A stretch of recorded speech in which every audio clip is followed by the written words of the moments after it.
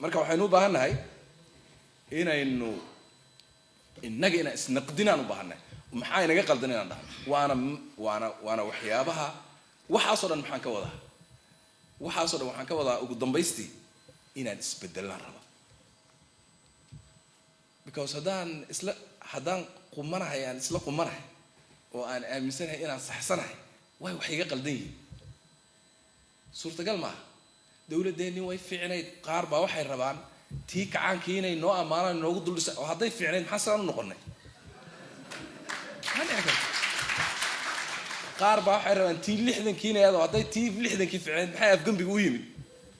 waxay dadku isu fahmi waayeen caadi u noqon waayeen waxaasoo dhan ma jirto dowladda tii horena qalad bay ahayd tii kalena qalad bay ahayd wax inoo dhisnaana ma jiro waxaana waa inaga qaldanaa because al-umuur bilkhawatiim aniga natiijadaan fiirinaya maxaa wadamadii aan inaga xorriyadda ka hor qaadanay ay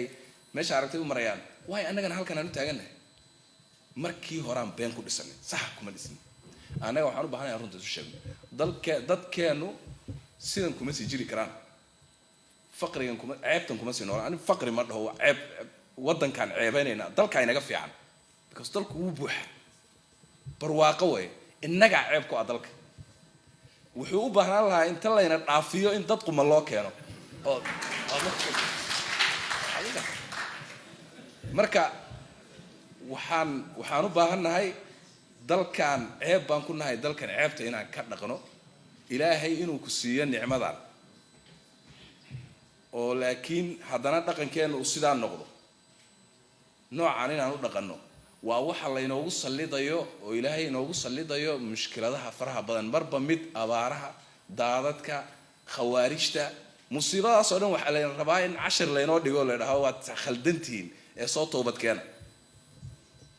marka tawba baan u baahannahay dowladdu tawba bay u baahan tahay odayaashu tawba bay u baahan yihiin dhalinyaradu tawba bay u baahan tahay dadkana dhan tawba bay u baahan yihiin tawba u baahannahay annaga marka waxaan rabaa inaan dhahno jidkaan ku soconno wuu qaldan yahay markii la isugu imaado madashan oo kale wixii madashan laga dhigi lahaa dadka soo diyaarsaday professionalska ah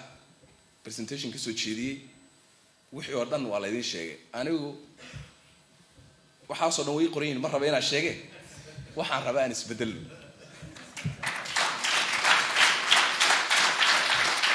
anigu waxaan doonaya waxaa weeye inaynu isbedelno haddaynaan isbedelin in allaha laa yugayiru maa biqowmin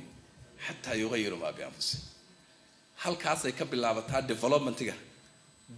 wuxuu ka bilowdaa qofku inuu iska bedelo sidii u horaa ila haddii kale dee kulligeen iskuullaha soo dhigana soo maha haddaad hal wax samayso haddaad samayso oo natiija kusoo baxdo haddaad isla tii un samayso dee natiijadii baad filanaysaa wax kalaad filanaysaa natiijo ma filanaysa haddaad marka rabto sidaad ahaan jirta inaad ahaato waxba inuusan iska kaa bedelin sidii aad u fikirto qabyaaladii ku dhegnaato 4.5 ku dhegnaato tuugnimadii iyo annaga mushkilad hoos waa dad baa inala fadhiye wax la sii sheegi kara ma maaragtay xatooyada iyo qofka inuusan xishoon gaal iyo muslim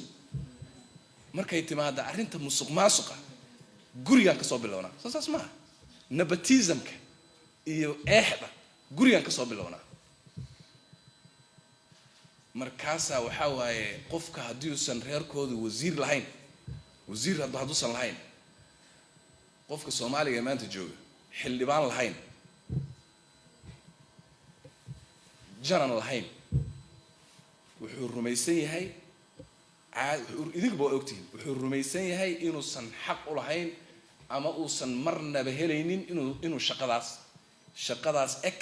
shaqo ama y shaqo inuusan marnaba helayn buu aaminsan yahay marka waxaa laga yaabaa inuusan maxaa iska lugoynaysaa kolley waxba ma helaysid waxaan dagaal ugu jirnaa oo wasaaraddan hadda hogaaminaysaa doctor maxamed haddii ilaahay idhaahdo